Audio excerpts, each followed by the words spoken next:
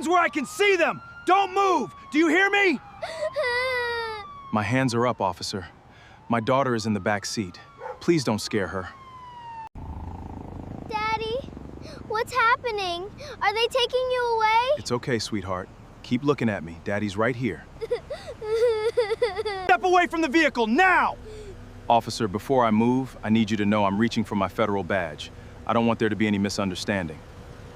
Hands up! Daddy, please don't leave me.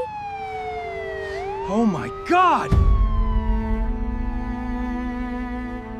It's 6:47 p.m. on a Tuesday in a quiet residential neighborhood outside Richmond, Virginia, and a father is about to be told to put his hands where a stranger can see them, in front of his own 9-year-old daughter, for the crime of doing exactly what the law requires him to do.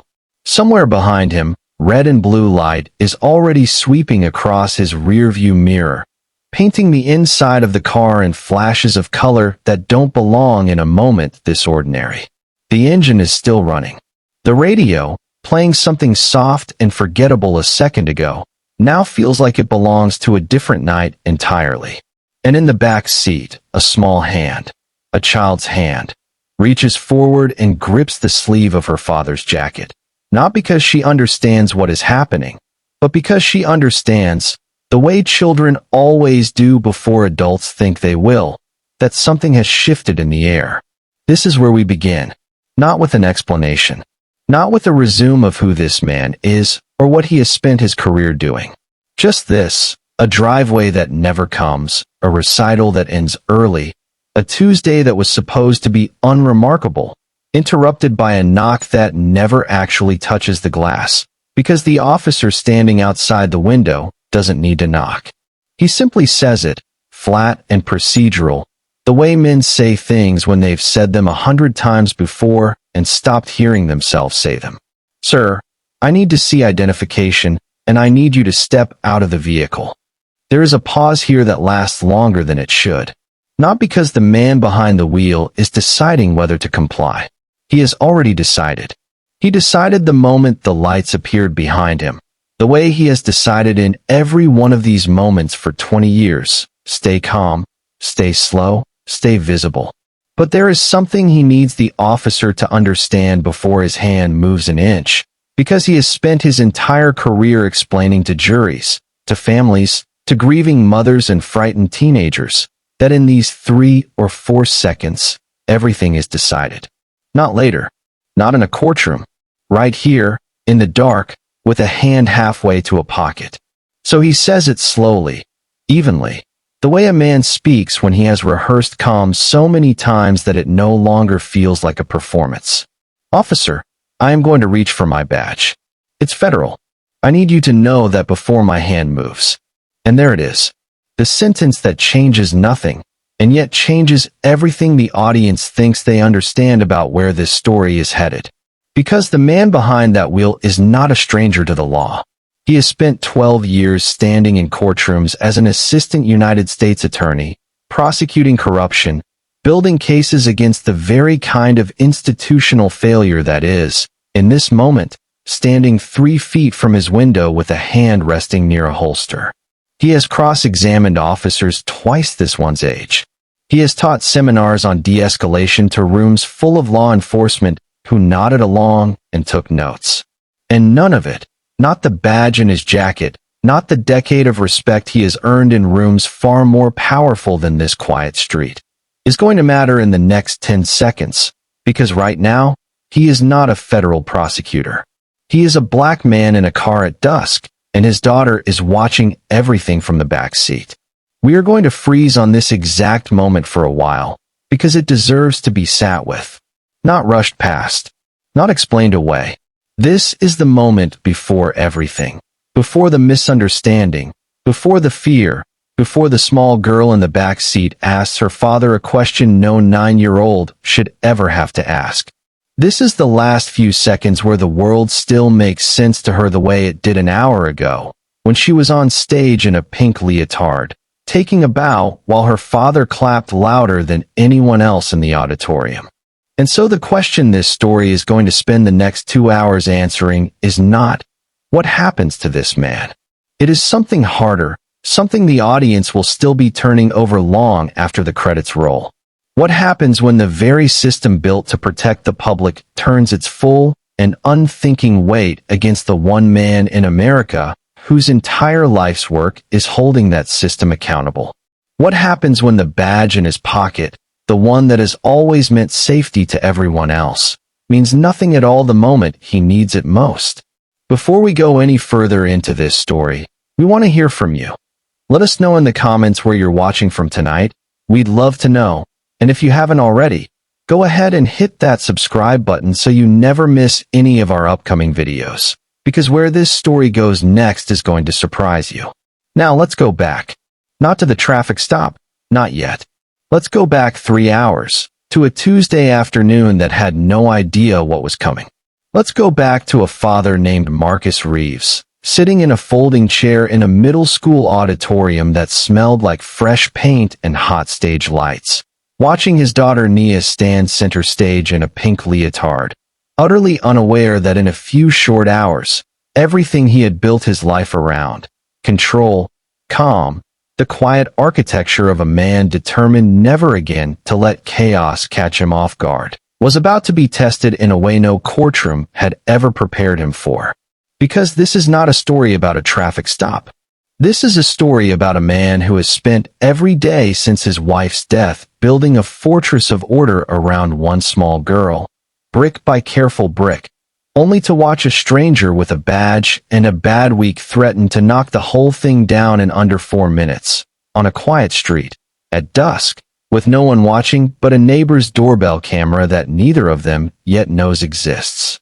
Stay with us, because what happens next is not what you think. The auditorium that Tuesday afternoon was warm in the particular way school auditoriums get warm in early autumn, when the air conditioning has already been switched off for the season, but the bodies packed into folding chairs haven't yet adjusted to that fact. Marcus Reeves sat in the 4th row, his tie loosened just enough to be comfortable, his suit jacket draped over the seat beside him, because he had come straight from a deposition and hadn't had time to change, and he watched his daughter take her position on a stage built for children half a foot shorter than she was. And he felt something in his chest that he had felt exactly this way only a handful of times in his life. He had learned, in the 3 years since his wife died, to notice these moments as they were happening rather than only in memory afterward.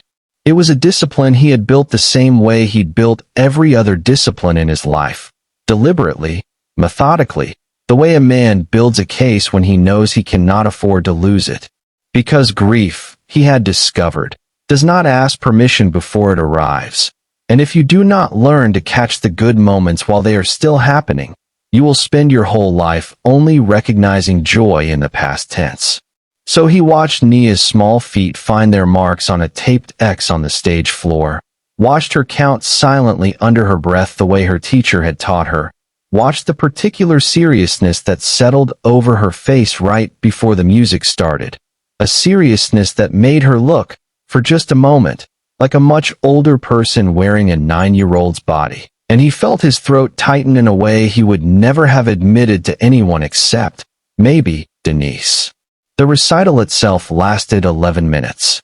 Marcus knew this because he had checked his watch out of old courtroom habit before it started and again when it ended, an instinct he had never quite managed to switch off even in a room full of glitter and parents recording on their phones.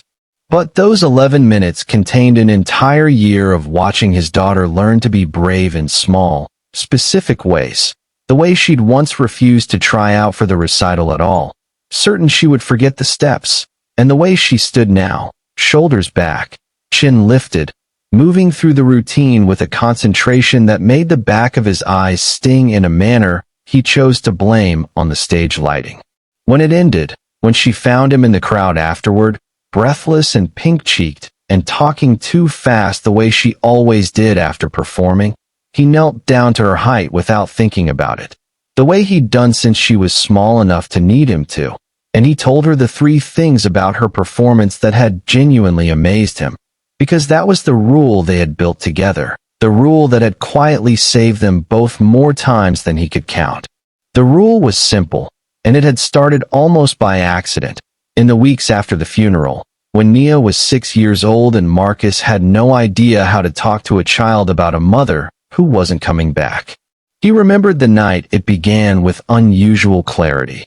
The two of them sitting in the car outside their house because neither of them could bring themselves to go inside just yet, and Marcus, desperate for something, anything, to say that wasn't a lie and wasn't unbearable, had asked her to tell him 3 good things from her day. She had struggled. There hadn't been 3 good things. There had barely been one. But she had found something. The sun coming through her classroom window in a particular way, a friend sharing a crayon, a bird she'd seen on the walk home. And by the time she finished, something in the car had loosened slightly, some small pressure released, and Marcus understood that he had stumbled onto something they both needed. So he added a second half to it, because he refused to let the rule become a way of hiding from the hard things, the way so many adults around them seemed determined to do in those early months, speaking about her mother only in careful whispers, only when they thought Nia couldn't hear. After the 3 good things, they would name one hard thing. Just one, said out loud, in the car, where it was safe, before they walked inside, and put their armor back on for the rest of the world. 3 years later, the ritual had outlived its original purpose and become something else entirely. Not a coping mechanism anymore, but a language the two of them spoke that no one else quite understood, a small nightly proof that they were still, against every reasonable expectation, doing this together and doing it well. That night, in the car after the recital, Nia gave him her 3 good things without hesitation. She hadn't forgotten a single step. Her friend Amara had waved at her from the 3rd row, and her teacher had told her, in front of everyone, that her extension was the best in the class. Marcus asked what extension meant and pretended to be scandalized when she explained it was about pointing your toes, and her laugh filled the car in a way that made the whole difficult day disappear for a moment. She gave him her hard thing more quietly. She said she had been scared right before the music started, scared she would forget, the same fear that had almost kept her from trying out at all. Marcus told her that being scared and doing it anyway was the only kind of brave that actually counted, that anyone can be brave when they aren't afraid of anything. And he believed every word of it, because it was a sentence he had needed to hear from someone, once, a long time ago, and had never quite gotten to.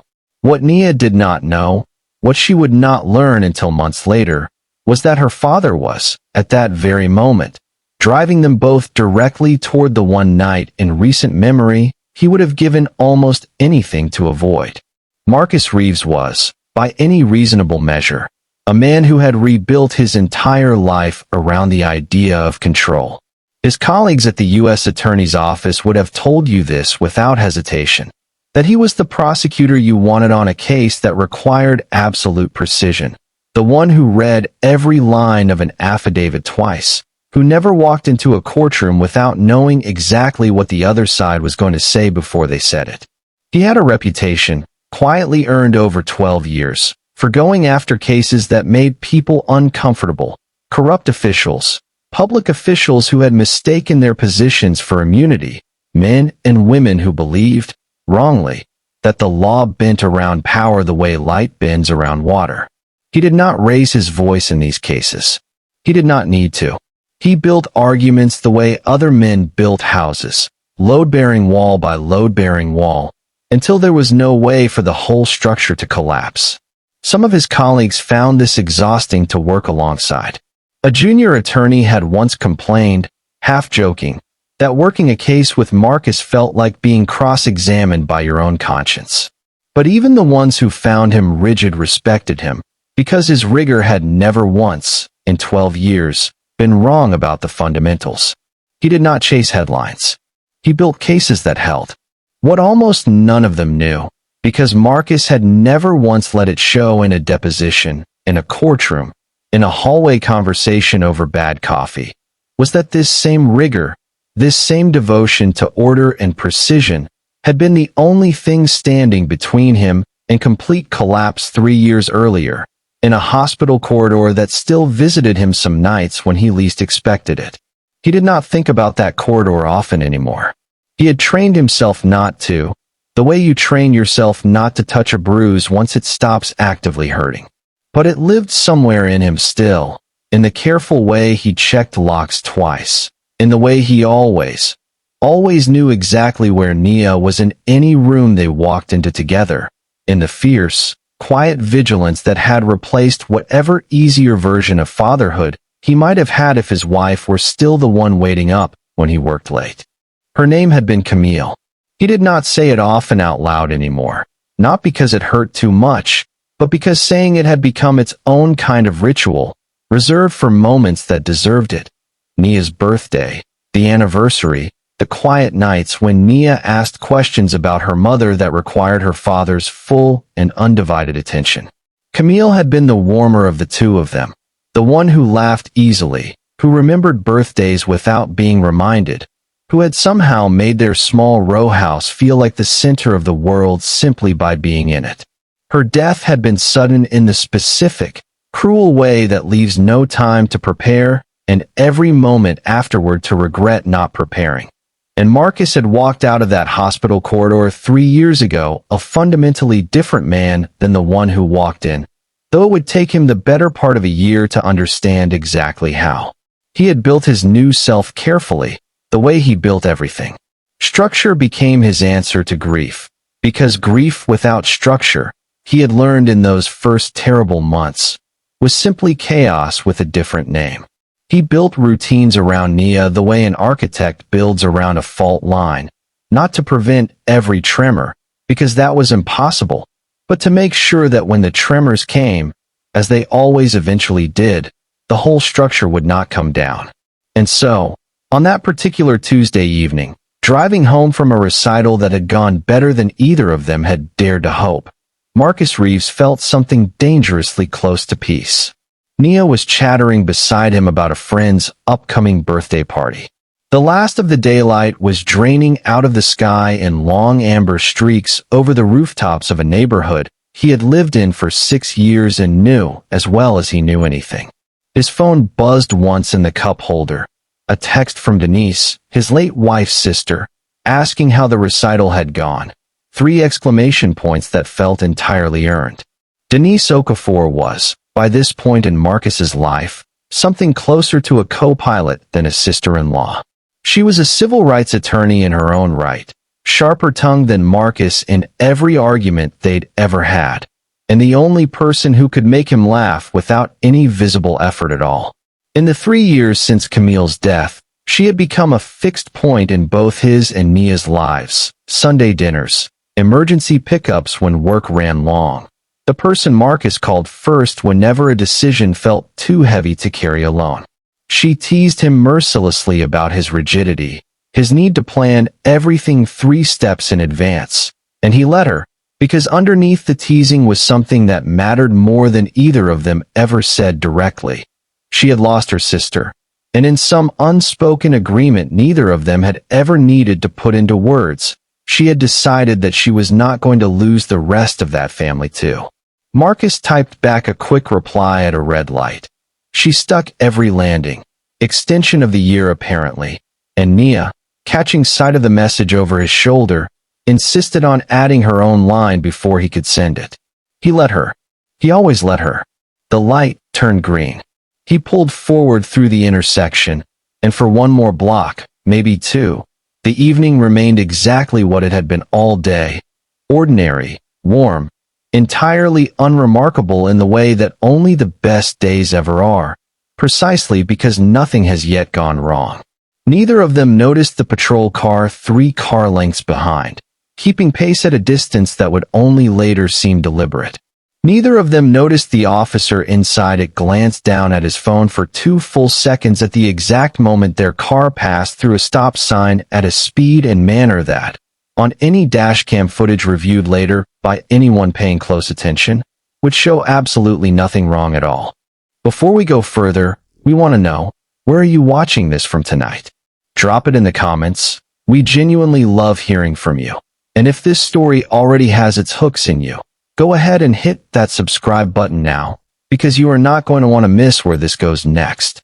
Because 3 blocks from home, On a street Marcus Reeves could have driven with his eyes closed. The lights in his rearview mirror came on, and the last ordinary evening he and his daughter would have for a very long time began quietly slipping away behind them. The lights appeared first as a suggestion of color at the edge of Marcus's mirror, the kind of thing you notice half a second before you understand what you're noticing. Red, then blue, then red again, sweeping across the inside of the windshield in a rhythm that every American driver learns to recognize somewhere deep in the body, long before the conscious mind catches up. Nia noticed it too. She always did. She stopped mid-sentence about the birthday party, her eyes flicking to the mirror on her side of the car, and asked the question children ask in exactly the tone that reveals they already suspect the answer. "Daddy, is that for us?" Marcus had already begun easing his foot from the gas to the brake, already scanning for a safe place to pull over, already running through the quiet mental checklist he had built for himself years earlier and updated every single time some new headline made it necessary. He kept his voice light for her sake, the same practiced lightness he used whenever the ground beneath them shifted even slightly. "Probably nothing, sweetheart. Let's find out."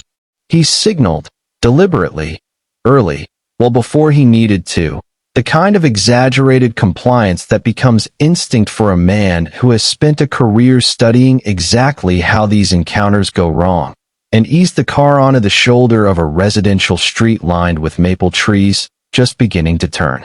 The patrol car pulled in behind him, close enough that its headlights filled his rearview mirror with white light that made it impossible to see anything behind it. He put the car in park. He rolled the window down halfway. He placed both hands on the steering wheel, fingers spread, visible, a posture so practiced it had become almost muscle memory.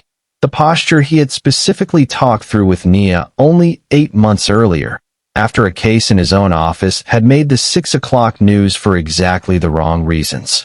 He had told her then, carefully, in language a 9-year-old could hold on to without being terrified by it, that if they were ever pulled over, the most important thing was that Daddy moved slowly and kept his hands where the officer could see them, and that everything would be fine as long as everyone stayed calm. He had believed it when he said it.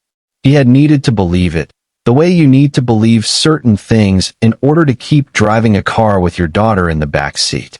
The officer who approached the window did so with a flashlight already raised, its beams sweeping first across the back seat, landing on Nia for a moment longer than was strictly necessary, then across the dashboard, then finally settling on Marcus's face.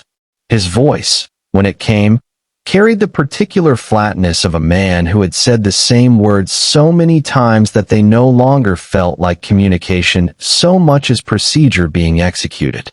Evening. License and registration. Marcus had already begun to reach toward the glove box with his right hand, slow and visible, when something made him stop. It was a small thing, the kind of instinct a person only develops after years of watching how these moments unravel from the wrong angle in a courtroom, long after the damage is done. He kept his hands exactly where they were and spoke first, his voice even, unhurried, carrying none of the fear that had already begun tightening in his chest. "Officer, before I move, I want you to know I'm reaching for 2 things, my driver's license in the glove box, and my credentials in my jacket pocket. I'm a federal prosecutor. I'm going to move slowly so you can see everything I'm doing." It should have been, by any reasonable measure, the safest possible sentence a man in his position could offer. It was designed to be. He had rehearsed some version of it in his mind more times than he would ever admit to anyone. The way you rehearse a fire escape route in a hotel room, you'll probably never need to use.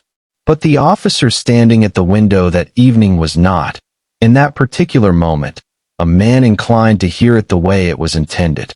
His name was Dale Kowalski, and he had been having, by any measure, the kind of week that makes ordinary men brittle in ways they don't fully recognize in themselves. 3 days earlier, he had been called into his sergeant's office over a paperwork discrepancy on an arrest report, a missing signature, a box left unchecked, nothing catastrophic on its own, but the third such note in his file in as many months, and his sergeant had used the word pattern in a tone that had followed him home and sat with him through 2 sleepless nights since. He had a mortgage that assumed 2 incomes and a wife who had recently gone back to part-time work. And somewhere in the exhausted arithmetic of his own anxiety, this shift had become, without his ever consciously deciding it, a shift where he needed something clean. Something simple. A stop that went by the book, an arrest that made his sergeant nod instead of sigh. He did not consciously think any of this as he stood at Marcus Reeves's window. Very few people ever do, in the moment that matters most. But the tension was there in his shoulders, in the tightness around his eyes, in the way his hand had drifted, almost unconsciously, toward his hip the instant Marcus's hand moved toward the glove box.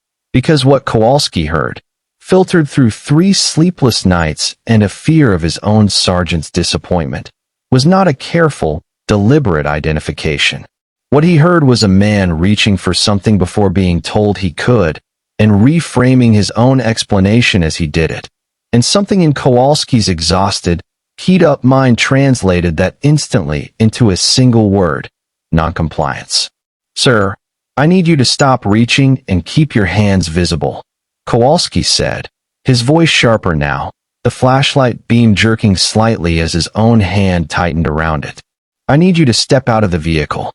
In the back seat, Nia's small hand shot forward and gripped the sleeve of her father's jacket, her fingers closing around the fabric the way they used to when she was much younger and thunderstorms rolled through at night.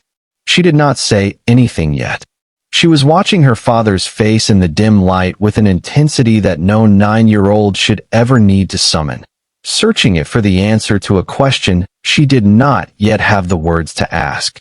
Marcus felt the shift in the air the same instant Kowalski's voice sharpened, and every instinct he had built over 12 years of prosecuting cases exactly like this one. Cases where 4 seconds decided everything that came after, rose up in him at once. He kept his hands perfectly still, palms visible, and lowered his voice even further, the way you lower your voice to calm a spooked animal, though the comparison would have sickened him if he'd had time to think it. "Officer, I understand. My hands are not moving. I'm going to say this once more, slowly.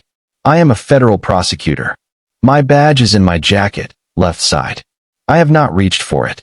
I am asking you to let me show you before this goes any further. It should have been enough. In some version of this story, in some version of this exact street on some other night, it would have been enough. Kowalski would have taken a breath, remembered his training, asked Marcus to move slowly, and confirmed the badge himself, and the two of them would have parted with an apology and a wave, and this would never have become a story worth telling at all.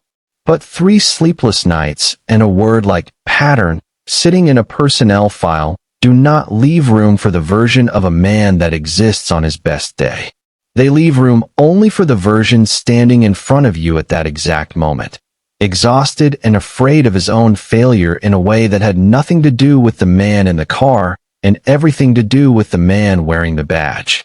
"Step out of the vehicle now," Kowalski said again, and this time his free hand rested fully on the grip at his hip, not drawing, not yet, but present in a way that changed the entire physics of the moment. "Last time I'm asking." And it was in that exact instant, with the porch lights of a quiet residential street beginning to flicker on one by one up and down the block, with a small girl's grip tightening on her father's sleeve hard enough to leave marks, that a second set of headlights swung around the corner behind them. A backup unit, arriving not because anyone had called for danger, but because that was simply protocol for any stop that had gone on this long without resolution. Behind the wheel of that second car was a sergeant named Patricia Hale, 51 years old. 11 months from a retirement, she had begun counting down with something between relief and dread, and as she pulled her vehicle in behind Kowalski's, throwing the scene into even harsher relief under the combined wash of red and blue light, she felt something tighten low in her stomach that she would spend a long time afterward trying to name. It was not alarm exactly.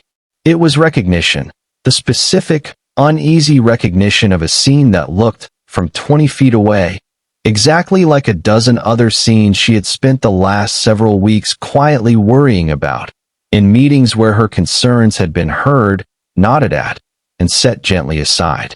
She stepped out of her car slowly, her hand not yet anywhere near her weapon, her eyes moving first to Kowalski's rigid posture, then to the man behind the wheel with his hands still spread carefully on top of the steering column. Then, last, to the small face pressed close to the rear window, watching all of it with an expression Patricia Hale would not manage to forget for a very long time. Before we continue, tell us in the comments where you're watching from tonight. We love hearing from all of you. And if you haven't yet, hit that subscribe button now, because what happens in the next few minutes on this quiet street is going to change the way every single person involved understands the rest of their lives. Marcus, watching Sergeant Hale approach out of the corner of his eye without turning his head, felt something shift in his chest that he could not yet name either. Not quite hope, not yet, but something adjacent to it, the small, fragile possibility that a second set of eyes might see what the first pair had missed. He had no way of knowing, in that moment, that the woman walking toward his car carried her own quiet history with exactly this kind of scene, a history that would matter more than he could possibly imagine before this night was finished. What he knew, with absolute clarity, sitting perfectly still with his hands in plain view and his daughter's grip tightening on his sleeve, was this: somewhere in the last 90 seconds, a routine traffic stop had become something else entirely, and no amount of calm in his voice was going to be enough, on its own, to bring it back.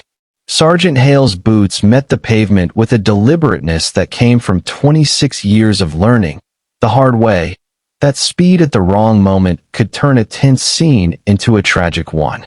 She kept her voice low as she approached, pitched for Kowalski alone at first, the practiced cadence of a supervisor trying to lower the temperature without appearing to undercut her own officer in front of a civilian.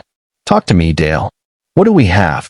Subjects being uncooperative, Kowalski said, and something in the way he said it, clipped, defensive, already building the sentence he would later write in his report, told Patricia Hale more than the words themselves did.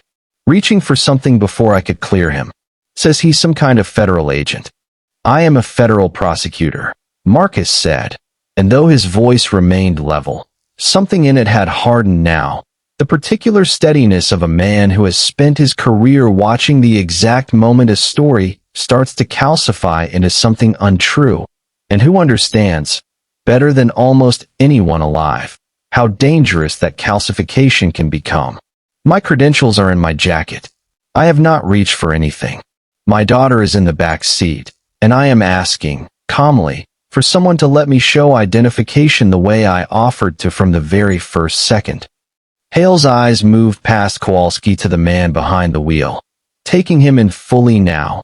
The loosened tie, the suit jacket draped over the passenger seat, the stillness of his hands, the specific, exhausting patience of someone who has done this exact calculation before and knows precisely how much every gesture costs.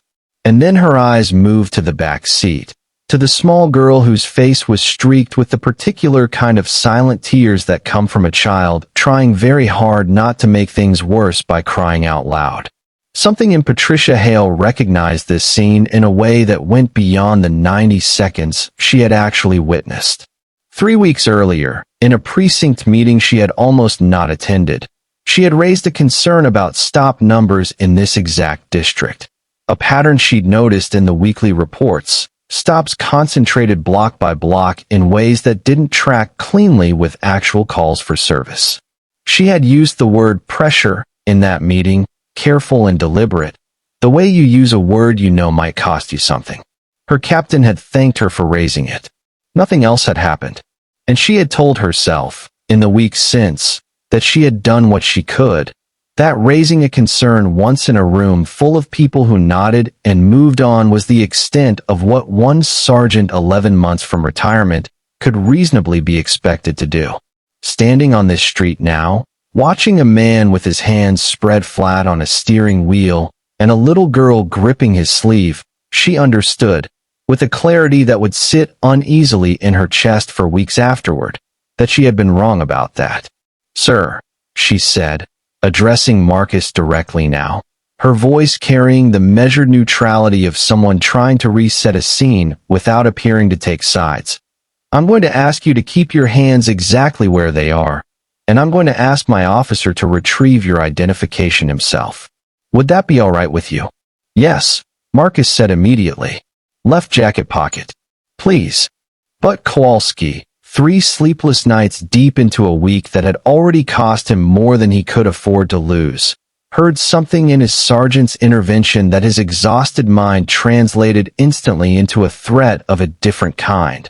Not to his safety, but to the version of this stop he had already begun writing in his head, the clean, defensible version where he had been right to be cautious, where his instincts, so recently questioned by his own supervisors, were about to be vindicated instead of quietly corrected in front of him. "He needs to comply first," Kowalski said, and his hand tightened further at his hip, the motion small but unmistakable to everyone standing close enough to see it. "I'm not putting my hands anywhere near him until he's out of the vehicle. Sir, step out of the car. Last warning. I will cuff you if I have to." The words landed in the car like something physical. Nia's grip on her father's sleeve became a full fist, and the sound she made was not quite a sob and not quite a question. Some smaller, more fractured thing caught between the two. And what came out of her, in a voice that would replay in Marcus Reeves's mind for the rest of his life, was simply this: "Daddy, what did we do?" There is a particular kind of silence that follows a child asking a question like that in a place where adults are meant to have answers, and it settled over that street for a long moment. Over Marcus, whose jaw tightened in a way that had nothing to do with anger at the officer and everything to do with the specific, unbearable helplessness of not being able to protect his own daughter from a fear he could not talk her out of. Over Sergeant Hale, whose hand rose slightly, almost without her deciding to raise it, in the universal gesture of someone trying to slow a moment down before it could go any further. And over Kowalski himself, whose certainty flickered, just barely, at the sound of a child's voice cutting through everything he had built up in his own mind about what this stop was supposed to be. Marcus did not look at Kowalski when he answered his daughter. He kept his eyes forward, his hands still on the wheel, because he understood, even in this moment, that any sudden movement toward the back seat could be read as exactly the kind of non-compliance that had already put them here. But his voice, when it came, was the gentlest thing he had said all evening, pitched entirely for her, as though the two of them were alone in the car and no one else was listening at all. "We didn't do anything wrong, sweetheart. I need you to hear me say that clearly. Nothing. I'm going to step out of the car now, slowly, and everything is going to be fine, and I need you to stay right where you are and keep your seatbelt on. Can you do that for me?" She did not answer in words. She simply nodded, small and fast, her eyes never leaving him, and Marcus turned back to the officer waiting outside his window, and said, in a voice that had somehow found its way back to complete steadiness, "I'm going to open my door now. Slowly. My hands will stay visible the entire time."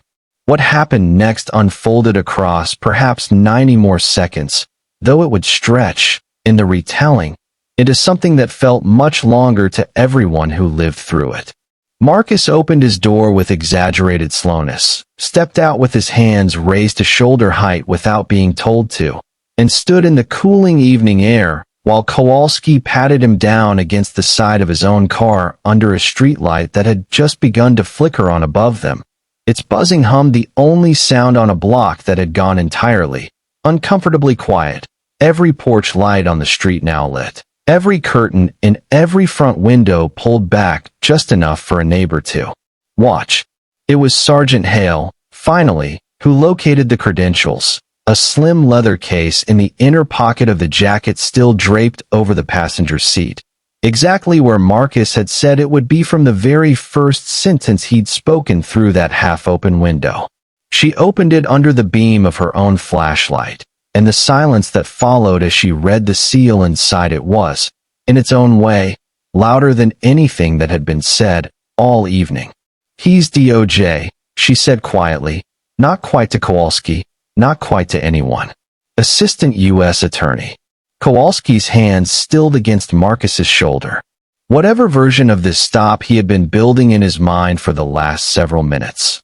The clean report, the vindicated instinct, the story that would finally silence the word pattern sitting in his file, collapsed all at once into something he had no ready sentence for. Before we go any further, we want to hear from you. Tell us in the comments where you're watching from tonight. We would genuinely love to know. And if you have not done it yet, go ahead and hit that subscribe button, because everything that happens after this moment on the record is going to change every single one of these people in ways none of them can yet see coming. Because standing there under a flickering street light, no longer touching the man he had just searched against the hood of his own car, Dale Kowalski was about to say the 4 words that would begin, quietly, and without either of them fully realizing it yet, the undoing of everything he believed about himself. And in the back seat, still watching through a window fogged faintly with her own breath, a 9-year-old girl was about to learn something about the world that her father had spent 3 years trying, with everything he had, to keep from ever reaching her. The 4 words Dale Kowalski finally managed were not an apology. They were smaller than that, more clipped, the words of a man trying to reassert some fragment of control over a situation that had already slipped entirely out of his hands. "We're clearing this up." He said it to Sergeant Hale rather than to Marcus, as though the sentence itself might somehow retroactively explain away the last 4 minutes if it was addressed to the right audience. Hale did not answer him.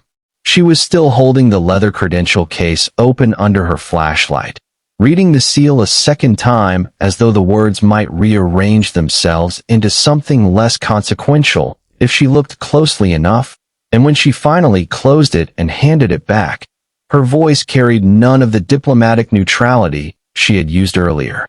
"Uncuff him. Now." There had been no cuffs yet, not physically, but the phrase landed anyway, because everyone standing on that street understood it for what it actually meant. In order to stand down, to release, to unwind a posture that should never have been assumed in the first place. Kowalski stepped back from Marcus's shoulder, his hand falling away from where it had rested near his hip for the better part of 4 minutes. And for a moment, he simply stood there under the buzzing streetlight looking like a man who had woken up somewhere he didn't recognize.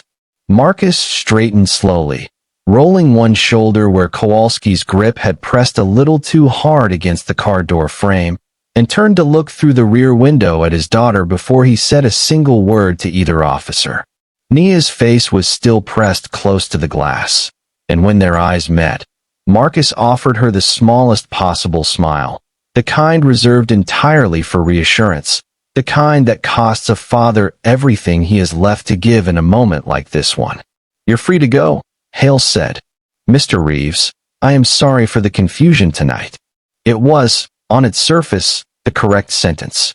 It was the sentence procedure called for, the sentence that would appear, worded almost identically, in 100 other incident reports across the country in any given month.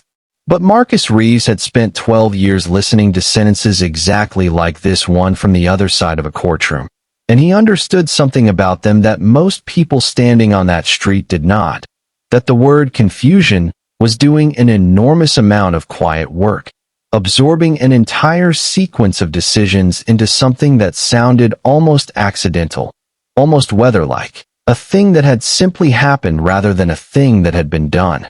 "Thank you," he said anyway, because there was a small girl in the back seat who needed to see her father handle this with steadiness rather than fury, and because he understood, with the same clarity that made him good at his job, that this particular street, at this particular hour, was not the place to say anything else.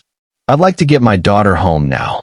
What he did not yet know, what none of the 4 people standing on that block yet knew, was that a doorbell camera mounted above a front door 2 houses down had been recording the entire encounter from the moment the first set of lights swept across the maple trees, its small red indicator light blinking steadily and unnoticed the whole time, catching every gesture, every raised voice, every long, terrible silence in a file that would sit quietly on a server for the next several days until someone finally thought to ask whether it existed at all.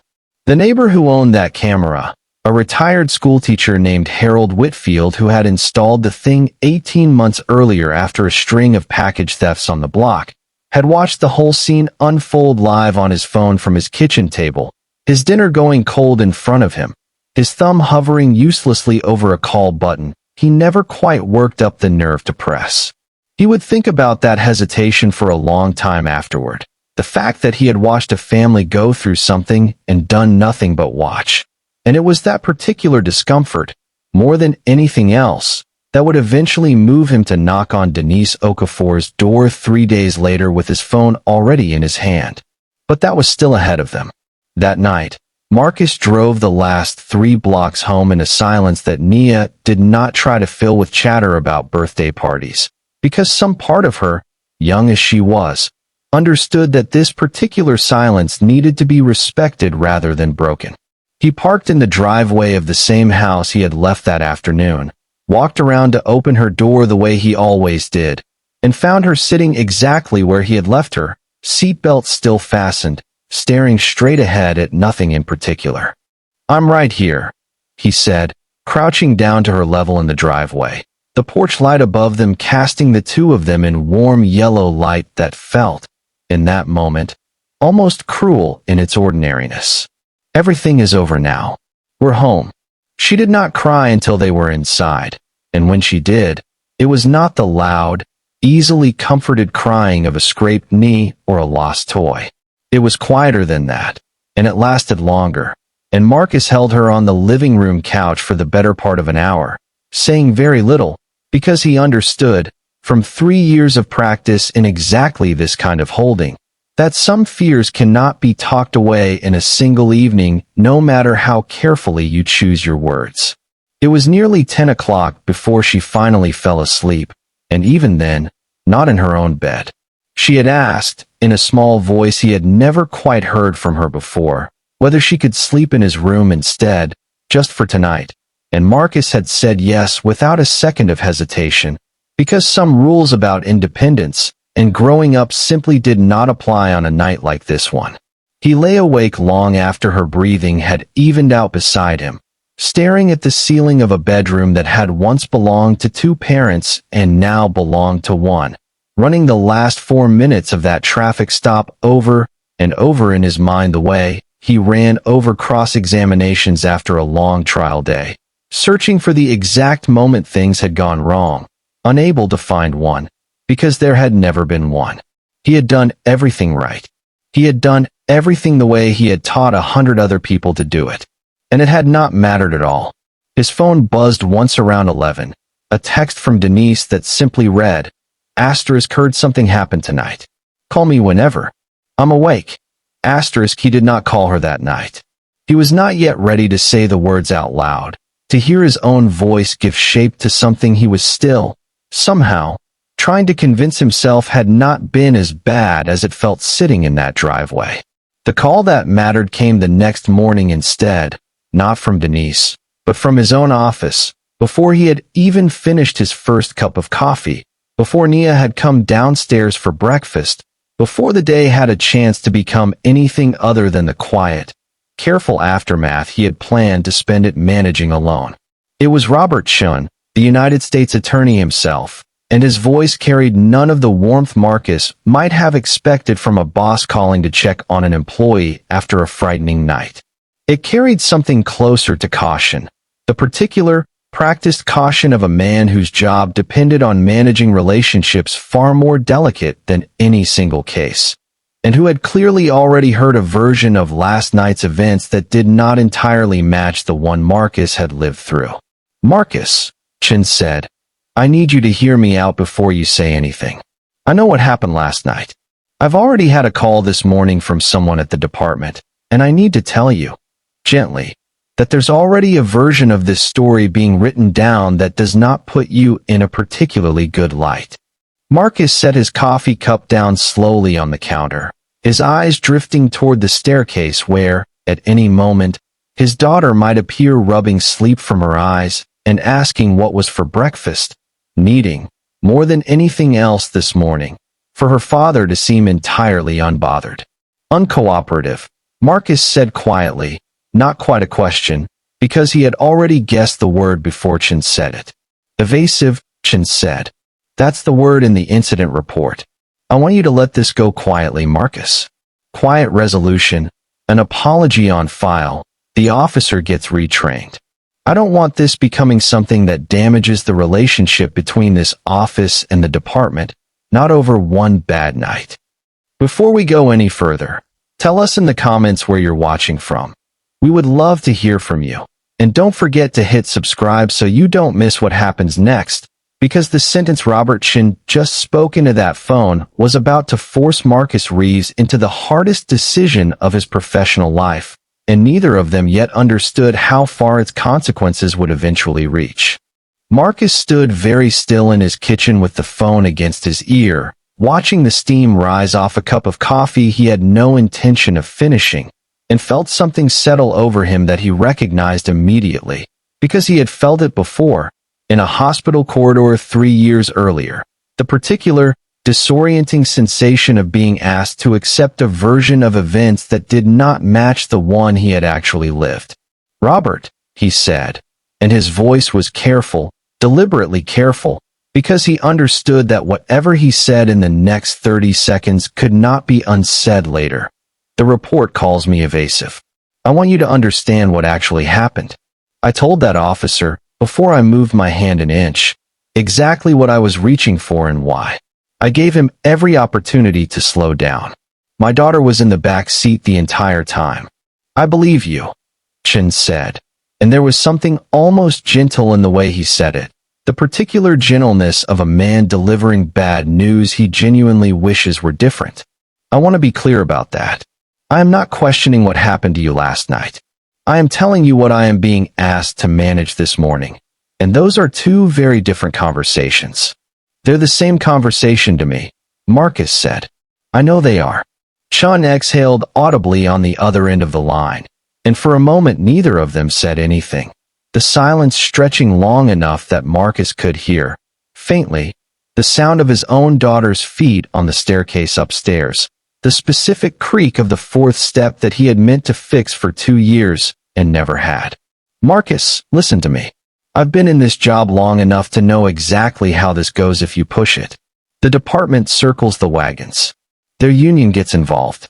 Somebody leaks a partial dashcam clip to a local station that makes you look combative, because that's what always happens, and 6 months from now you're not a father who was frightened for his daughter.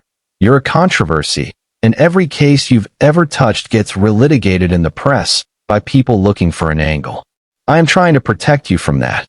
Or you're trying to protect the office's relationship with the department," Marcus said, quietly, without heat, because he had learned long ago that the sharpest observations landed hardest when delivered without any edge at all. Chen did not answer that directly, which was, in its own way, an answer. "There's a version of this," Chen said instead, "where it disappears cleanly. Private apology from the department, on record. The officer gets additional training, a note in his file.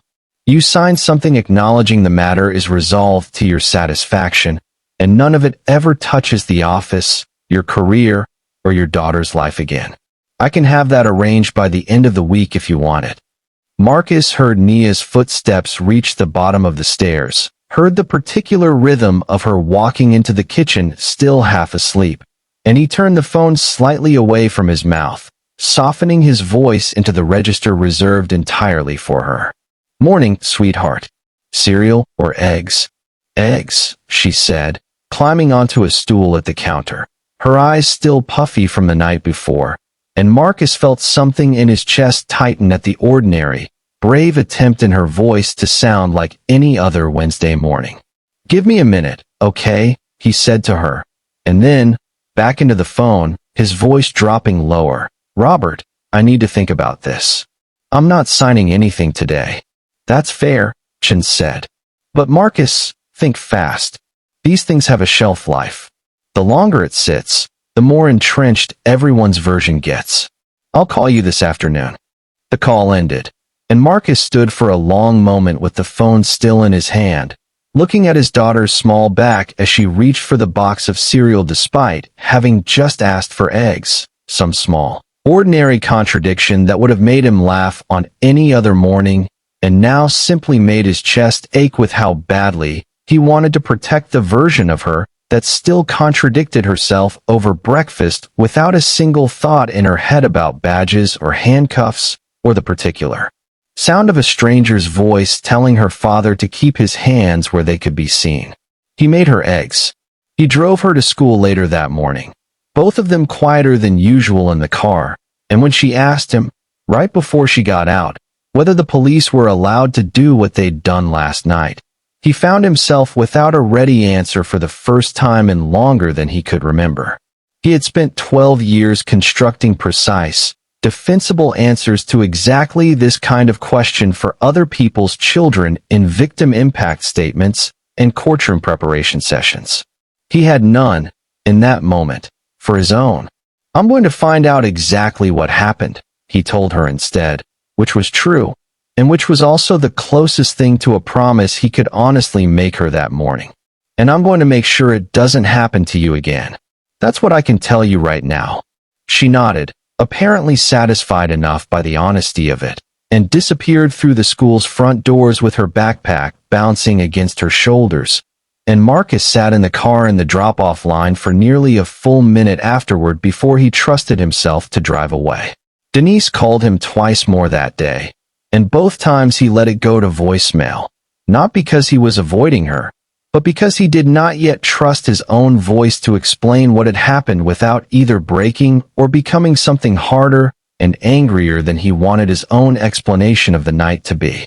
He finally called her back that evening, after Nia had gone to bed, in her own room this time, though she had left the hallway light on, something she hadn't done in over a year. Denise picked up before the first ring finished.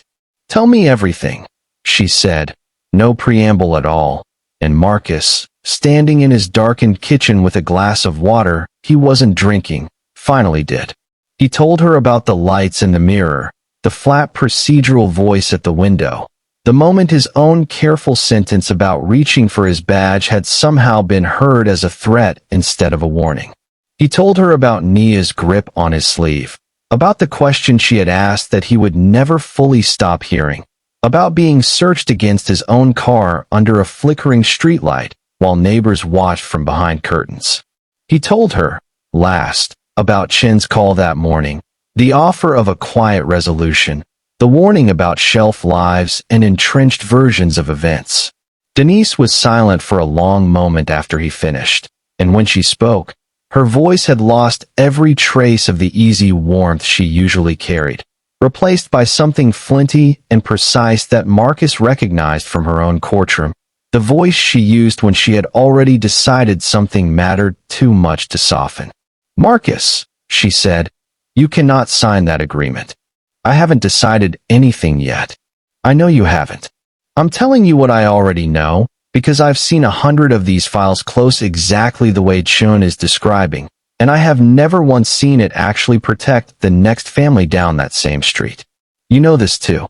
You've built cases on exactly this pattern. Quiet settlements that make the specific complaint disappear while the underlying practice stays completely untouched. This is different," Marcus said, though even as he said it, he heard how thin it sounded. "This is Nia." "I know it's Nia," Denise said, and her voice cracked slightly on the name in a way that reminded Marcus, sharply, that she had lost her sister and had spent 3 years quietly, fiercely determined not to lose anything else that belonged to that family. "That's exactly why I need you to think about this as more than just your case. You've spent 12 years telling other people's families to trust the process. Marcus, I need you to tell me right now what happens if you're the one who walks away from it." Before we continue, let us know in the comments where you're watching from tonight. We would love to hear from you. And if you haven't yet, go ahead and hit that subscribe button, because the conversation Marcus was about to have with himself, alone in that dark kitchen, was going to determine not just what happened to him, but what kind of father and what kind of man his daughter would eventually grow up to understand him to be. Marcus did not answer Denise right away. He carried the phone out onto the back porch, where the evening air had cooled enough to raise goose flesh on his forearms, and he stood looking out at a small yard he had once planted with Camille, a row of tomato plants long since gone to seed and never replaced, a swing set Nia had mostly outgrown, but that neither of them had ever had the heart to take down. "I hear you," he finally said. "I do. But you weren't in that car, Denise. You didn't see her face when he told me to step out. I have spent 3 years trying to build something steady for her. I don't know if I have the right to put that at risk chasing a principal." "It's not a principal," Denise said. "It's the next kid in that back seat who doesn't happen to have a father with a federal badge in his jacket pocket. You know that. You've always known that. It's why you took this job in the first place instead of a firm that would have paid you 3 times as much to look the other way." The line went quiet between them, filled only with the distant hum of a neighbor's air conditioner and the creak of the porch swing shifting slightly in the wind, and Marcus found himself, unwillingly, doing the thing he always did in moments like this, building the argument from both sides at once, the way he had trained himself to do for 12 years in every case that ever mattered. "There's something else," he said finally. "The child psychologist Nia saw after Camille died, Dr. Alvarez. She always told me that stability mattered more than almost anything else for kids who've already lost something big. If this becomes public, if it becomes a story with my name in it, Nia doesn't get to just be a 9-year-old anymore. She becomes a detail in someone else's article. I don't know if I can do that to her twice." "Then don't do it publicly," Denise said, and something in her voice shifted, softened slightly, the flint giving way just enough to let something more practical through. "Nobody's saying go on the evening news tomorrow. I'm saying don't sign away your ability to do anything about it, ever, in exchange for a piece of paper that makes Robert Chen's phone stop ringing. There's a difference between protecting Mia and protecting the department's comfort. Don't let anyone blur that line for you, especially not yourself." Marcus was quiet for a long moment, watching a bat swoop low over the yard in the deepening dark, and when he spoke again his voice had lost some of its earlier uncertainty. "I need a few days. I'm not calling Chen back until I've actually thought this through, not just reacted to it." "Take the days," Denise said. "But Marcus, go see her, before you decide anything." He knew immediately who she meant. Neither of them had to say Camille's name for the suggestion to land exactly where Denise intended it to. He went 2 evenings later, after Nia had gone to bed at Denise's house for the night. A small mercy his sister-in-law had arranged without being asked, the kind of quiet understanding between them that had never once needed to be spoken aloud. The cemetery at that hour was nearly empty, the gravel path crunching under his shoes the only sound besides the wind moving through a stand of oak trees near the eastern fence. He had not visited alone in months. He usually came with Nia, on birthdays, on the anniversary, moments carefully chosen so that grief had a scheduled place to live rather than an unpredictable one. He knelt at the headstone and was quiet for a long while before he spoke, the way he always was, because some part of him still felt foolish talking to a piece of granite, and some other, larger part of him had never once managed to stop. "I don't know what to do," he said finally, and his voice, alone in the dark, carried none of the careful steadiness he had maintained for everyone else all week. "I've spent my whole career telling people that the system works if you're patient enough to let it. And I sat there and watched it almost cuff me in front of our daughter, Camille, and now I'm being handed an easy way out, and every part of me that misses you wants to take it, because you would have known immediately whether that was the right thing to do, and I don't." He stayed a long time, longer than he'd planned, the cold seeping up through his knees from the ground, and somewhere in that stillness, without any single dramatic realization, without any voice answering back, Something in him settled into a decision the way sediment settles at the bottom of still water, not suddenly, but inevitably, given enough time and quiet. He would not sign the agreement. But he would not go to the press either. Not yet. Not without something more solid beneath his feet than his own account of one bad night. If he was going to do this, he decided, kneeling there in the dark, he was going to do it the only way he actually knew how to do anything that mattered. As a prosecutor, building a case the way he had built 100 cases before, patiently, methodically, one verified fact at a time, rather than as a victim asking to be believed. He called Denise from the car before he had even left the cemetery parking lot. "I need the incident report," he said. "The dashcam footage, if it exists. And I need you to find out whether that house on the corner 2 doors down has a camera on its porch. I saw a doorbell unit when we drove off that night. I want to know exactly what it recorded, if anything." "You're doing this yourself?" Denise said, and it was not quite a question. "If I'm doing this," Marcus said, "I'm doing it as a prosecutor, not a victim. I want facts before I want an apology." He called Robert Chin the next morning and told him, in the same measured voice he used in every negotiation that mattered, that he would not be signing anything yet, that he intended to review the incident report and any available footage before making any decision at all, and that he expected the department to preserve every piece of evidence related to that stop in the meantime, as a matter of professional courtesy between offices that occasionally needed each other. Chun, to his credit, did not argue. He simply exhaled slowly on the other end of the line and said, "Understood. Keep me posted," in the tone of a man who suspected, correctly, that the quiet resolution he had hoped for the week before was no longer on the table.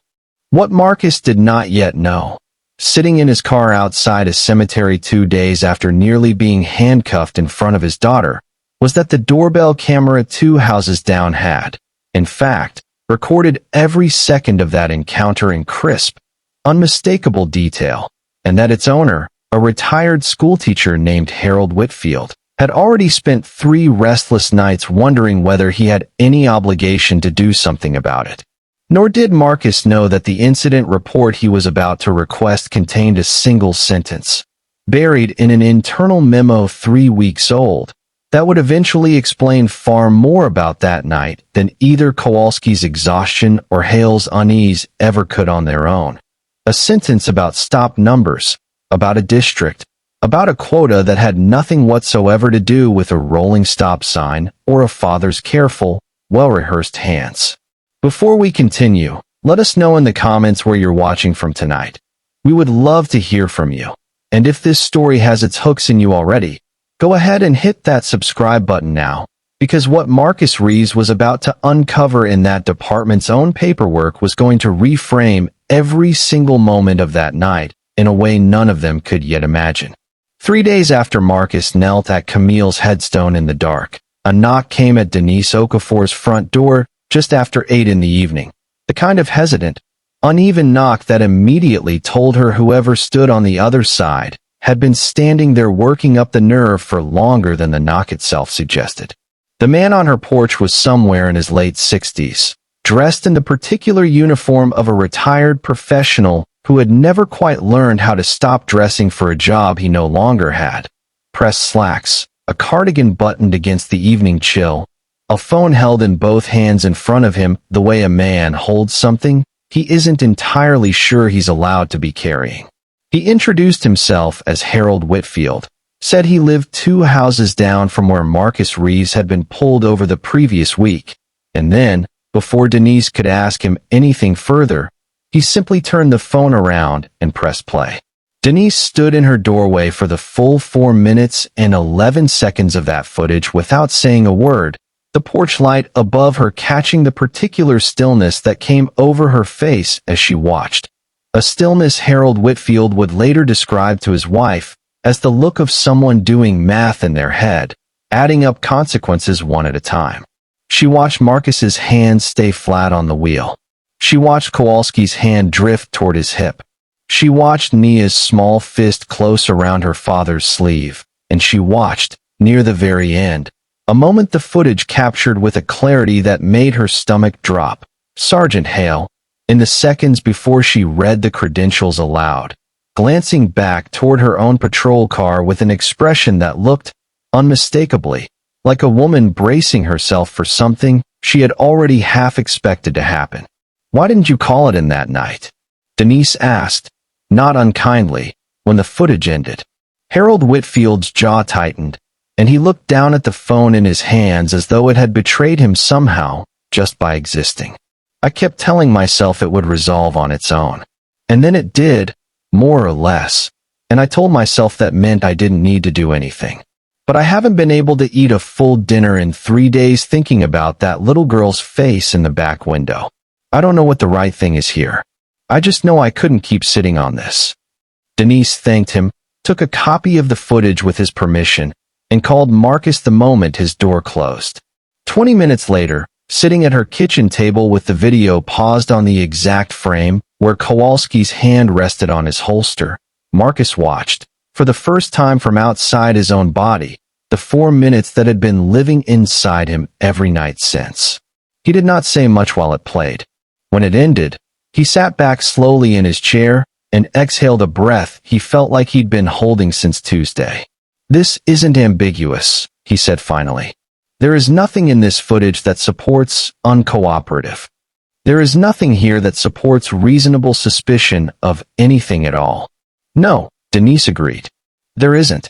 The incident report arrived 4 days later, delivered through the same formal channel Marcus had used 100 times in his career to request evidence from departments he was investigating, though he had never once expected to be the subject named at the top of the file instead of the attorney requesting it. He read it alone at his kitchen table late that night, after Nia had gone to sleep, a legal pad beside him filled with the kind of methodical annotations he made on any document that mattered. Kowalski's account of the stop matched almost nothing in Harold Whitfield's footage. The report described Marcus as having made an abrupt reaching motion toward the glove box before identifying himself, characterized his tone as argumentative, and noted that he had been uncooperative with verbal commands until Sergeant Hale intervened. There was no mention of Marcus explicitly announcing his intentions before moving his hand. There was no mention of his hands remaining visible the entire time. It was not, Marcus understood immediately, a report written by a man trying to lie outright. It was something more familiar to him than that, and in some ways more troubling. It was a report written by a man who had genuinely experienced the encounter through the distorted lens of his own fear, and who had then written down that distorted experience as though it were simple fact, the way frightened witnesses so often did, the very phenomenon Marcus had spent years teaching juries to watch for. But it was the final page of the file that made him go still. Attached as a supporting document, evidently included by an administrative assistant who had simply grabbed every file with a case number from that week without reading it closely, was an internal precinct memo dated 3 weeks before the stop. A memo about proactive stop initiatives in 3 specific districts ahead of an upcoming budget review, districts that included, Marcus confirmed by cross-referencing the precinct's own zone map, the exact residential street where he had been pulled over. The memo did not use the word quota. Memos like this never did. It used softer language, increased visibility metrics, community engagement stops, performance benchmarks, language built, Marcus recognized instantly, by people who understood exactly how such language would read if it were ever pulled into daylight. But underneath the careful phrasing was a number, a target figure for stops per shift in those 3 districts, a number that had climbed noticeably from the department's baseline over the preceding quarter. He sat with that memo for a long time after Denise had gone home, the kitchen quiet except for the hum of the refrigerator, and felt the shape of the story shift beneath him in a way he had not anticipated. He had spent the last week believing, without ever fully saying it out loud even to himself, that what had happened to him and Nia was about one exhausted officer's bad judgment on one bad night. The memo suggested something else, something larger, colder, and in its own way more frightening than a single man's fear, because a nervous officer could eventually calm down, retrain, learn. A number on a spreadsheet did not. He thought, sitting there, of Sergeant Hale's face in the doorbell footage, the way she had glanced back at her own car right before reading his credentials aloud, and he understood, for the first time, that he might have misjudged what that glance actually meant. He called Denise back before midnight. "I need everything on this quota," he said. "Every memo, every performance review tied to it, whether Sergeant Hale ever raised concerns about it internally. If this is bigger than one officer's bad night, I need to know exactly how big before I decide what to do next." Before we continue, tell us in the comments where you're watching from tonight. We'd love to hear from you. And if you haven't already, go ahead and hit that subscribe button, because what Marcus was about to discover about Sergeant Patricia Hale was going to completely rewrite everything he thought he understood about the person who had, in the end, been the one to say the words, "Uncuff him now." Denise worked fast, the way she always did once a case had fully taken hold of her, and within 2 days she had assembled what she needed through channels available to any attorney willing to file the right requests and make the right calls. A records request for internal precinct communications, a conversation with a records clerk who owed her a favor from a case 3 years earlier, and a careful, deliberate read of every public meeting minute the department had filed in the preceding 2 months. What emerged from those 2 days did not simply support the story Marcus had begun to suspect. It reshaped it entirely. 3 weeks before the stop that had nearly ended with Marcus Reeves handcuffed on the hood of his own car, Sergeant Patricia Hale had stood up in a precinct planning meeting and raised a formal concern about the very stop initiative memo Marcus now had sitting on his kitchen table. The meeting minutes, dry and procedural as such documents always are, recorded her objection in language far more clinical than what she had actually said in that room. But the substance was unmistakable.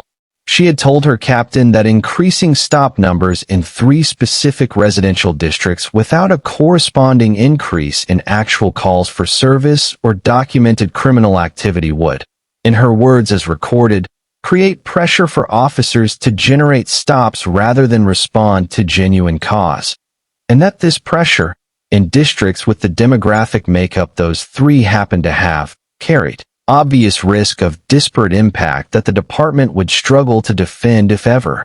Examined closely, her captain had thanked her for the input.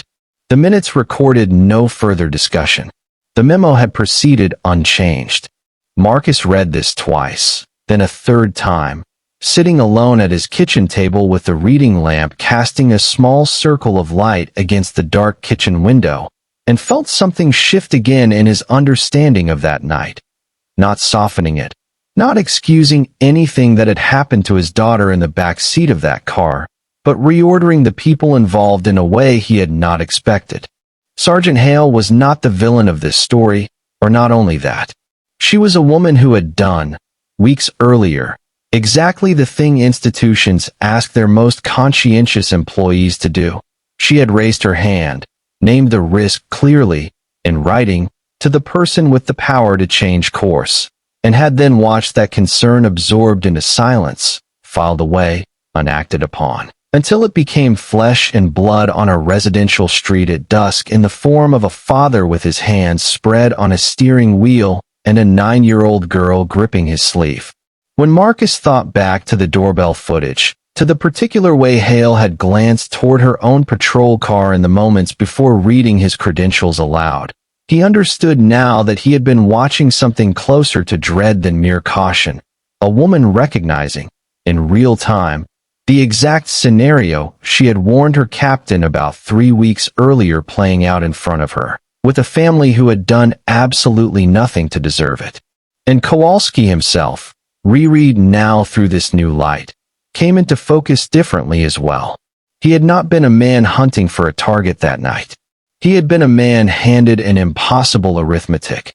Produce more stops, in a district where genuine cause for those stops was often thin on the ground. while also carrying the accumulated exhaustion of a personnel file with the word pattern already written in it. And he had gone looking, without ever consciously admitting it to himself, for the kind of clean, defensible stop that would finally make his sergeant nod instead of sigh. Marcus Reeves, driving home from his daughter's dance recital on an unremarkable Tuesday evening, had simply been the family in the wrong place when that arithmetic finally came due. This did not, in Marcus's mind, absolve Kowalski of anything. A man exhausted and afraid for his career had still put his hand on his hip in front of a 9-year-old girl, had still nearly cuffed her father over a rolling stop that the footage showed plainly had never happened. But it meant the story Marcus was building was no longer a story about one bad officer on one bad night. It was a story about a system that had manufactured the conditions for that bad night weeks in advance, ignored the one person inside it who had tried to stop it, and then, when the inevitable happened, moved with practiced efficiency to write an incident report that made the whole thing disappear into the word confusion. He called Robert Chun the next morning, and this time it was Marcus who set the terms of the conversation. "I'm not signing your agreement," he said, without preamble. "And this isn't just about what happened to me anymore. There's a quota memo 3 weeks old covering 3 residential districts, including the one I was pulled over in. There's a sergeant who raised a formal objection to it that was ignored. I have doorbell footage that directly contradicts the incident report's account of what happened. I want a formal review, not of one officer, Robert, of the practice that put him on that street in the first place." There was a long silence on the other end of the line, long enough that Marcus wondered if the call had dropped. When Chun finally spoke, his voice carried something Marcus hadn't heard in it before, not quite alarm, but something adjacent to it, the sound of a man recalculating the entire shape of a problem he had believed, only a week earlier, would resolve itself quietly. "If what you're describing is accurate," Chun said slowly, "this isn't a personnel issue anymore. This is a pattern or practice question. That's federal civil rights territory, Marcus. That's a different conversation entirely." "I know exactly what it is," Marcus said. "I've built that exact case for other people a dozen times. I never thought I'd be building it for myself." Before we go any further, let us know in the comments where you're watching from tonight. We would love to hear from you. And if you haven't yet, go ahead and hit that subscribe button, because the formal hearing Marcus Reeves was about to request, the one that would finally put Sergeant Patricia Hale, Officer Dale Kowalski, and the department's own paperwork in the same room together, was going to become the moment this entire story had been building toward from the very first flash of red and blue light in a rearview mirror 3 weeks earlier. The formal review took 6 weeks to convene, 6 weeks that Marcus spent doing the only thing he knew how to do with fear that had nowhere else to go.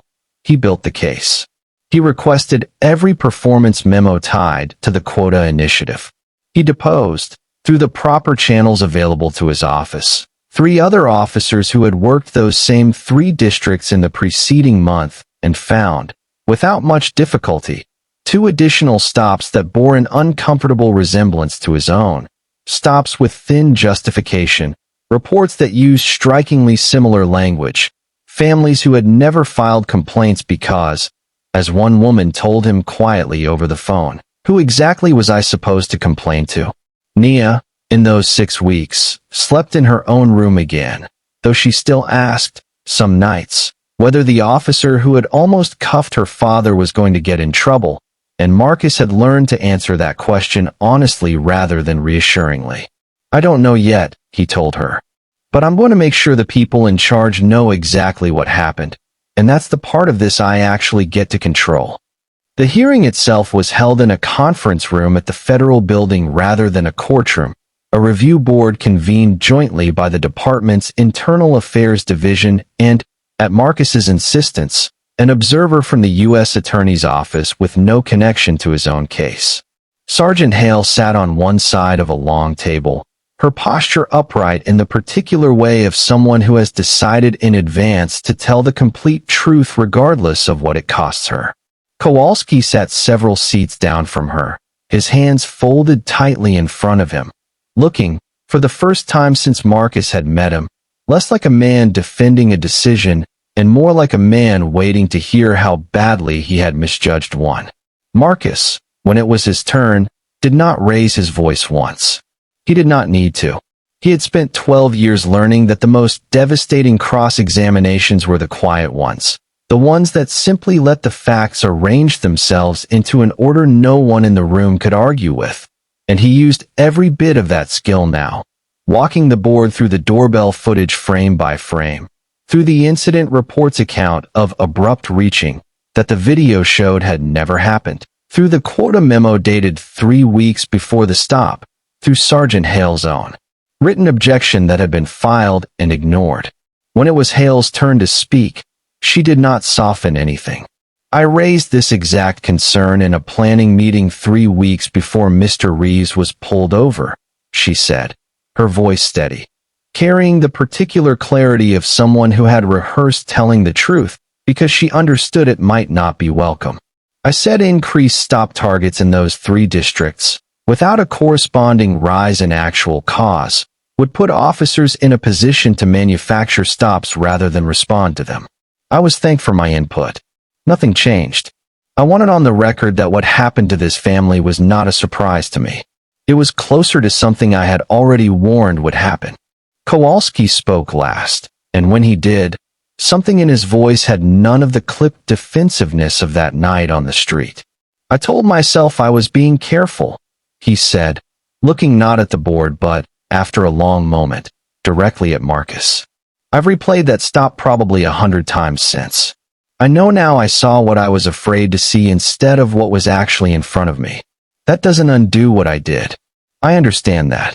He paused, and when he continued, his voice had dropped lower.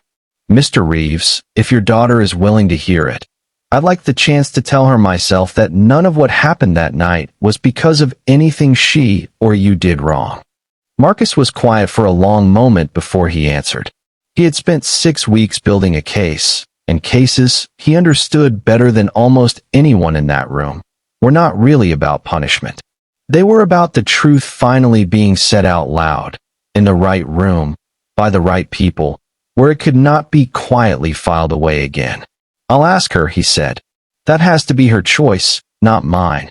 The board's findings, issued 3 weeks later, ended the Stop Initiative program in all 3 districts effective immediately, ordered a full review of Kowalski's supervision and additional de-escalation training rather than termination, given the board's assessment that the underlying pressure had been institutional rather than purely individual, and reassigned Sergeant Hale to head a newly created community liaison unit, a promotion of sorts, though one that quietly cost her the quieter administrative posting she had actually been hoping for in her final year before retirement, a trade she accepted, she told Marcus afterward, because somebody in that department needs to be the person who says something before it happens instead of after. Robert Chun called Marcus the day the findings were released, and for the first time in 6 weeks, his voice carried no caution at all. I should have believed you the first morning, he said. Not eventually. Immediately. Before we go any further, let us know in the comments where you're watching from tonight. We would love to hear from you. And if you haven't yet, go ahead and hit that subscribe button, because Nia Reeves was about to make a choice of her own, one that would close this story in a way none of them could have predicted on that quiet street 6 weeks earlier. Nia thought about it for 4 days before she gave her father an answer, for days in which Marcus never once asked her again, because he had promised himself, kneeling at Camille's headstone weeks earlier, that whatever came out of this would be built the right way, patiently, and never at the cost of the one person he was doing all of it to protect. She told him yes on a Sunday afternoon, sitting cross-legged on her bedroom floor surrounded by a jigsaw puzzle they'd been slowly assembling together for over a month, without looking up from the piece she was turning over in her hands. I want to hear him say it, she said. But I want you there. And I don't want it to be at the place where it happened. Marcus arranged it for the following Wednesday, in Denise's living room instead, sunlight coming in warm through the front windows. A plate of cookies Denise had baked sitting untouched on the coffee table because nobody in that room, including Kowalski, had much appetite for anything but the conversation itself. He arrived in plain clothes, not his uniform, a detail Marcus noted and appreciated without saying so out loud. And he sat not across from Nia, but at an angle to her, close enough to speak directly to her, but far enough to leave her all the space in the room she might need. "I want to tell you something," he said. "And I need you to know it's true, not just something adults say to make kids feel better. That night, you didn't do anything wrong. Your dad didn't do anything wrong. I was scared about something that had nothing to do with either of you. And I let that fear make me see something dangerous where there wasn't anything dangerous at all. That's on me. Not you. Not him." Nia was quiet for a long moment, turning a puzzle piece over in her hands that she'd carried in from her room without either adult noticing. And when she finally spoke, her voice was steadier than either Marcus or Kowalski had expected it to be. "Are you still going to be a police officer?" "I am," Kowalski said. "But I'm going to be a different kind of one than I was that night. I owe that to you, whether you ever think about me again or not." She nodded slowly, the particular nod of a child deciding something for herself rather than accepting an adult's framing of it, and said, "Okay." And that was, in the end, all the resolution the moment needed or asked for. The months that followed unfolded the way months usually do after something enormous has happened, and then, slowly, stopped being the only thing anyone can think about. The stop quota program's cancellation made a small item in the local paper, 3 paragraphs without any names attached beyond the department's official statement. Exactly the kind of quiet, structural correction Marcus had always believed mattered more than any single headline ever could. Sergeant Hale's community liaison unit held its first town hall 11 weeks later, in the same neighborhood where Marcus had been pulled over, and Marcus attended, standing at the back of a school gymnasium, watching a woman who had once tried and failed to prevent his family's worst night now trying, in her own careful way, to make sure it happened to fewer families going forward. Denise came to Sunday dinner every week, same as always, teasing Marcus about something new each time. And on one particular evening in early spring, driving home from a matinee movie with the windows cracked and the first warm air of the season pouring through the car, Nia turned to her father in the driver's seat and asked for their nightly ritual a little early, the 3 good things and the 1 hard thing, a rule that had quietly outlived the crisis that had tested it more than anything else in the last 6 years. "You go first this time," Marcus said. She thought about it, chewing the inside of her cheek the way she always did when she was being careful with an answer. "Hard thing first," she said. "I still think about that night sometimes. Not as much, but sometimes." "That's allowed," Marcus said. "For as long as you need it to be." "Okay," she said. And then, brightening, the way she always eventually did. "Good things. I got an A on my science project. Amara's having a sleepover next month, and," she paused, glancing sideways at her father with something that looked almost like mischief, "I think I want to be a lawyer. Like you. Except I want to help kids whose dads don't have a badge in their pocket like you did. Because not everybody has that."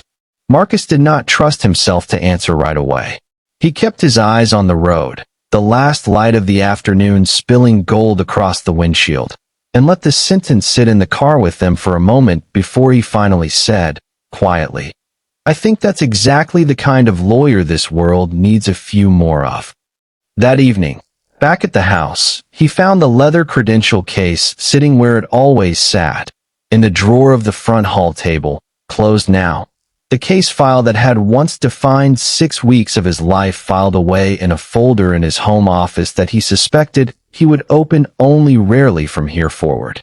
On the desk beside it sat the photograph he kept there always, Camille laughing at something just out of frame, and Marcus stood for a moment in the doorway, watching Nia's shadow move past under the crack of her bedroom door as she got ready for bed on her own, safely, in a house that had, against every hard thing that had tried to shake it, held. He thought, standing there, that he had spent 3 years since Camille's death believing that his job was simply to keep the walls up, to make sure nothing else ever got in. What this last season had taught him, slowly and at real cost, was that the walls were never really the point. The point had always been what they protected, and what he did with it once it was safe. And somewhere down the hall, behind a door with a night light glowing faintly beneath it, a 9-year-old girl who had once asked her father what did we do had found, on her own, an answer far better than anything he could have given her that night.